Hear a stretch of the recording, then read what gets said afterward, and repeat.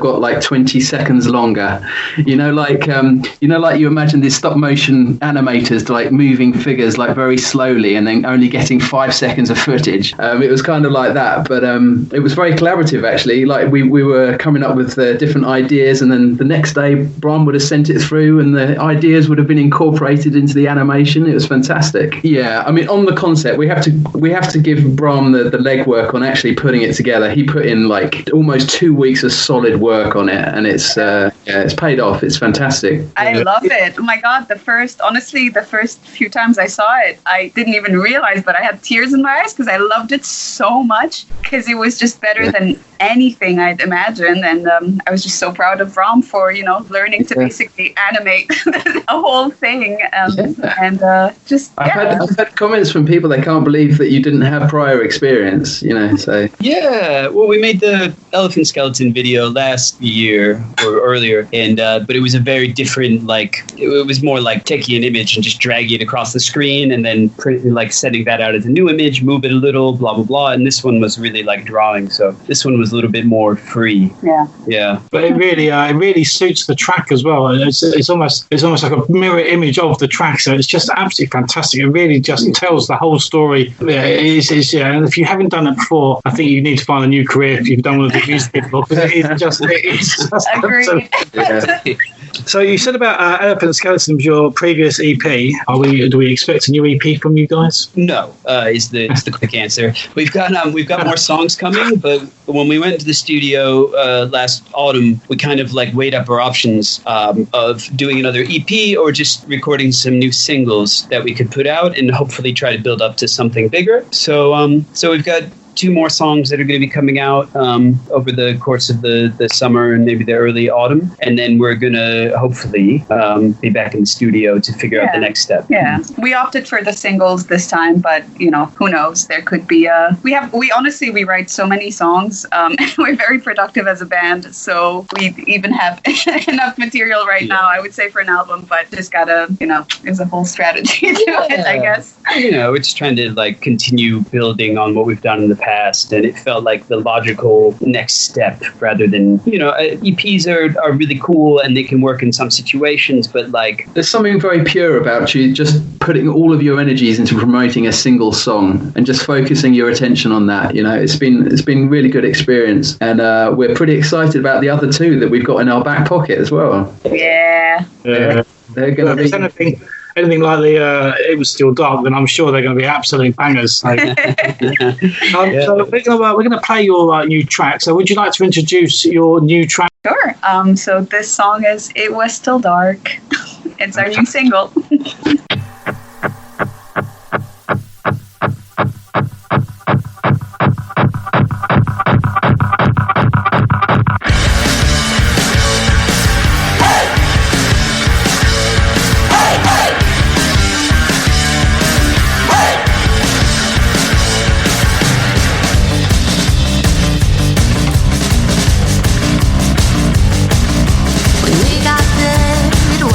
Dark.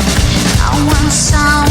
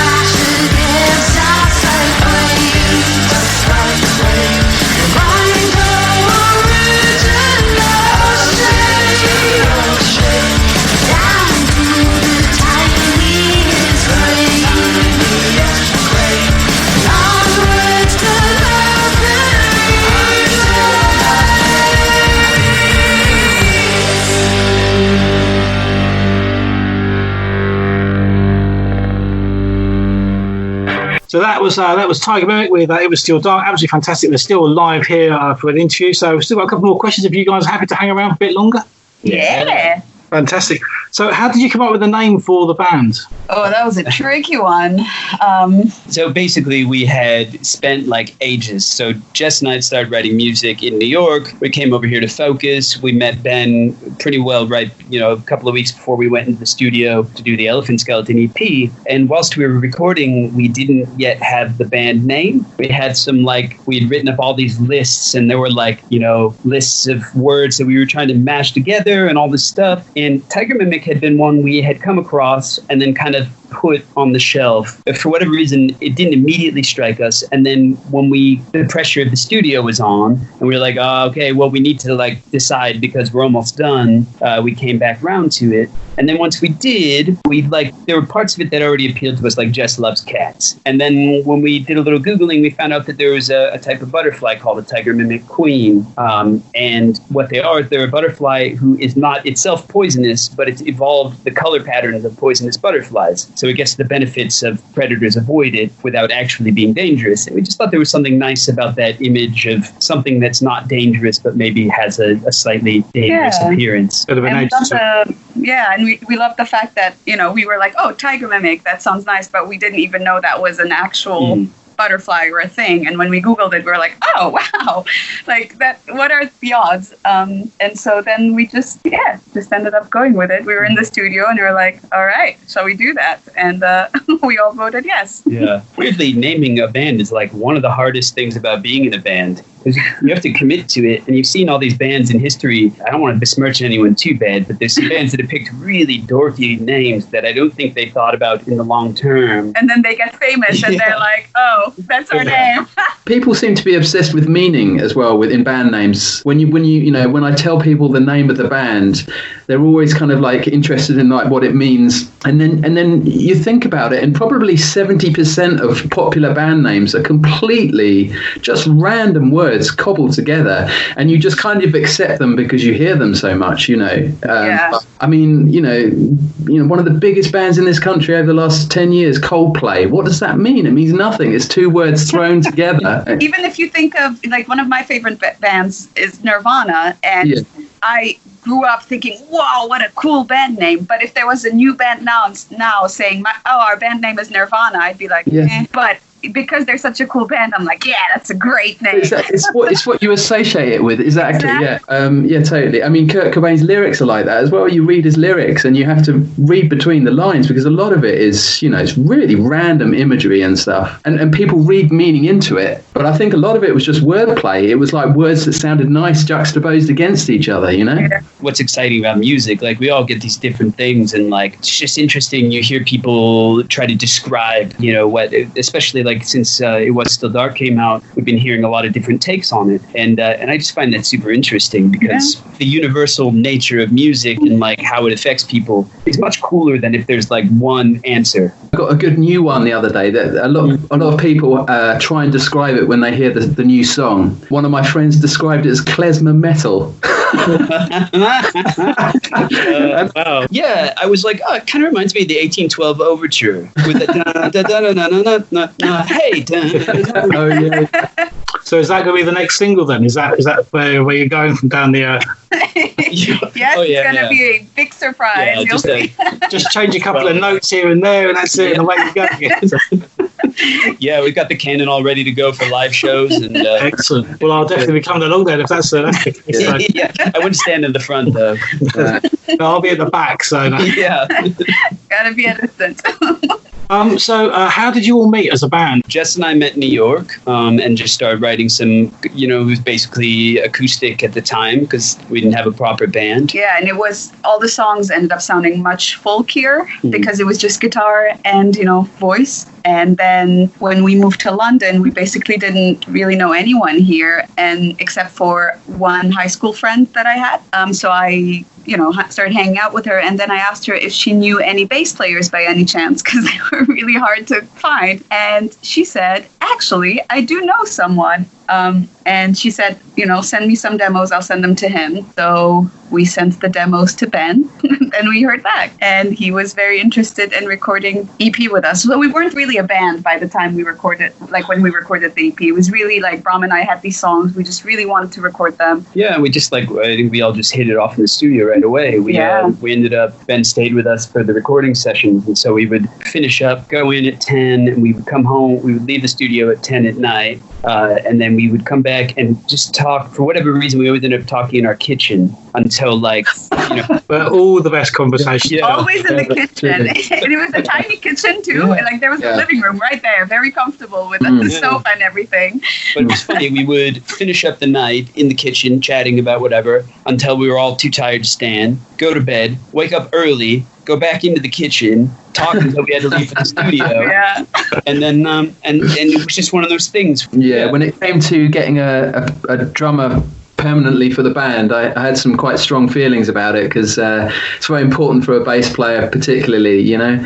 And I had some people that I'd played with in the past that I really had enjoyed playing with. We auditioned a few, but George just clicked immediately. It was just one of those kind of things where there wasn't really any second guessing it. It was crazy. Well, we were like halfway through Elephant Skeleton, and there was the first song we played with him during the audition. And like in the middle of the song, I just remember like looking around and smiling at everybody. I had the biggest smile on my face because I was like, okay, that's for sure the one. Like, we know it. We all know it already. Yeah. We just all kind of looked at each other smiling. And then after the audition, we were like, I mean, it's obvious. It's George. And we were all like, yes, like it's not even a question. Like he just got everything right away. He knew exactly, man, it was just great. He's a very unique drummer, in the same way that Ben's a very unique bass player. And we all kind of, I don't know, we all are always trying to do something a little different. And so it really, once we had everybody in place, it allowed us to do things like, that's when It Was Still Dark started coming together. That's when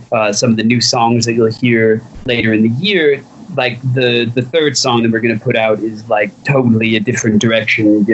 I don't know, not a totally different direction. It's just it's like an extreme expression of what we've done so far. Yeah. And I'm really excited for everyone to hear that one. But it's a reflection of like how we can write songs now. Because when Jess and I were doing it, it was basically chords on the acoustic. And now I'm like, I can play one note because I know Ben's going to be doing this, and I know George's going to hold it down, and Jess is going to do her thing. And it doesn't matter if what I'm playing is just part of a larger tapestry. It doesn't have to be the whole thing anymore. Yeah. And that's enabled us to get a little crazy.